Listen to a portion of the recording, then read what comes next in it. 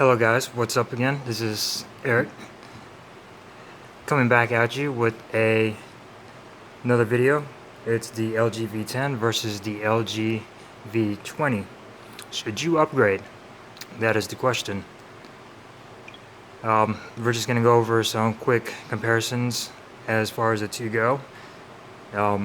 Details as far as, processor wise, camera wise, build wise, stuff like that. Just try to get you to see if you should upgrade or if you should just stay with the LG V10. Personally, I think you should upgrade, but let's just go over the reasons. As you can see, they're both very different phones. They're built very differently. As far as build quality, size wise, they are pretty much almost the same size, with the LG V20 coming in a little bit taller. Width wise, they're pretty much about the same. And other than that, the LG V10, I give it that. It's a little bit more heavier than the LG V20 as far as build quality wise. It's got better material, with the steel rails still adds a lot of weight to it and durability. The V20 still feels great in the hands, very slim. Other than that, this is just a little quick comparison between the two. Two different design choices they made with them, and we're just going to go over the difference between the two phones. The LG V10 is last year's model. It's got Android 6.0 Marshmallow, and the UI is Optimus UI on it, it was okay. I didn't really care for it that much. I didn't really care for the toggles and how they looked. They look too big and bulky, and you can't really change them. It's military grade certified, A10 certified. It's got like a material wise, it's a plastic with a deer skin coating on it with stainless steel on the sides, which make it very durable. I mean, this thing feels like a tank. You drop this thing, you'll be okay. You could throw this at somebody if you wanted to. Colors come in black. Mostly every carrier I've seen has the black ones. I think the international versions or ones overseas come in brown, blue, and white. As far as the V20 go, you have a lot of the same things as far as screen wise and secondary screen. It's rocking Android 7.0 Nougat right out of the box, so it's already ahead of the game, and it's ready to compete with next year's flagships.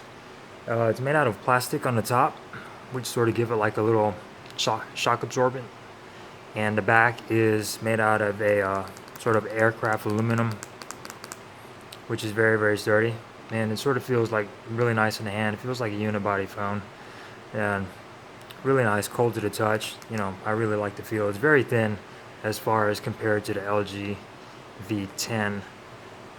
You can see it is a lot thinner than the LG V10.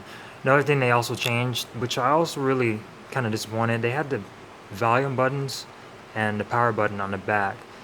I like this feature ever since the LG G2 came out and all the other G series and this phone. I thought it was convenient. I liked it. And they moved away from it ever since the G5 and the V10. On the newer phones, they put the volume rockers on the side. I mean, that's more normal, I guess, if you want to stay safe, but I still think they should have stuck with the buttons on the back. That's just my opinion. But anyways, as far as display goes, they both have 5.7-inch Quad HD displays, IPS LCD. They both have 1440 by 2560. The only thing is, this one has a little bit more pixels per inch, but not that many. It's got 515 pixels per inch. The V20 has 513 pixels per inch. It's not like you're going to notice that anyways. This one does get a little bit brighter though than the LG V10, and it's a little bit sharper, I think. But that's just my opinion. Looks nicer. They both got Gorilla Glass 4 on the front, which will make it a little bit better as far as scratch resistance. They both got the secondary screen. LG V20 though is a little bit brighter, and the font is a little bit bigger than the LG V10's font, which means you'll be able to see it a lot nicer in the dark. You don't have to search for it. It's a lot brighter. It's going to pop up, and a lot more than the LG V10. As far as camera wise, they both have 16 megapixel cameras. The LG V10 though has one single 16 megapixel camera with the f1.8 aperture, optical image stabilization, and laser autofocus. That's that thing right there with the dual LED flash. The LG V20 has dual cameras in the back. One's a 16 megapixel camera with f1.8 aperture, optical image stabilization, laser autofocus, and phase detection, which means it'll be a lot quicker to focus as far as focusing and the speed of it. It's a lot quicker, sort of like the Samsung phones. They have phase detection on them. The secondary camera, it is a 8 megapixel wide angle camera, which will give you more of a field of view, sort of like a fisheye look. You get more cropped into your picture, which is a nice feature. Front facing cameras, the LG V10 has the dual cameras in the front, which means it's got a 5 megapixel dual camera system. They're both 5 megapixels. One is a normal view, one is a wide angle view. They just switched it from the back to the front. The LG V10 has a 5 megapixel wide angle camera that gives you the option to zoom in and zoom out. As far as the processors and the hardware go and software, the LG V10 is rocking a 808 processor. It's a Qualcomm Snapdragon with a hexa-core. Each core is clocked at 1.8. You got 4 gigabytes of RAM, and you have the Adreno 418 GPU on there. The V20, you're rocking a Snapdragon 820 processor. It's a quad-core processor. Each core clocked at 2.1, but they're cryo cores, which means they're a lot bigger. This one has 6 cores, but they're smaller. You got 4 gigabytes of RAM, an Adreno 530 GPU. Both have 64 gigs of storage, and both have micro SD card expansion on them. What all that means is the V20 is a lot faster as far as playing video games, 3D games, multitasking, and performance. The V10 has an older GPU and an older CPU, which means it's a little bit slower. It does not handle 3D games as well. It actually gets warm sometimes as well, and it's older technology, which means, like I said, the V20 is already ahead of the game as far as rocking the A20. Next year it'll be the A21, but there's not that much of a difference there. Battery wise, the V10 has a 3000 milliamp battery. They're both removable. The V20 has 3200 milliamp battery, and it is also removable. Battery life on the V10 in my experiences was not that great. It would drain really fast. It shouldn't have drained as fast as it should have.